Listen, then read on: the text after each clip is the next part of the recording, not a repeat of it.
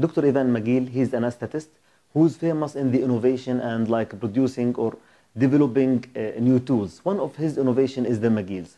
In this video, we will demonstrate what is the usage of the MAGILL'S forceps. One of the usage of the MAGILL'S forceps is to remove the foreign body.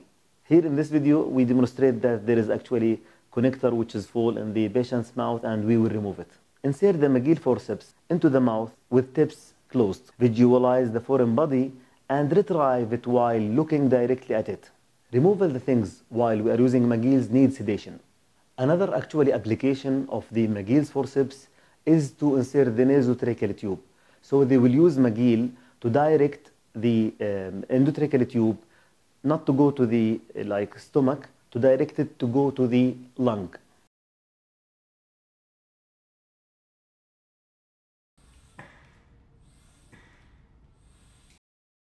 Also, I remember one time there was patient who is intubated and it was really difficult to insert NG tube.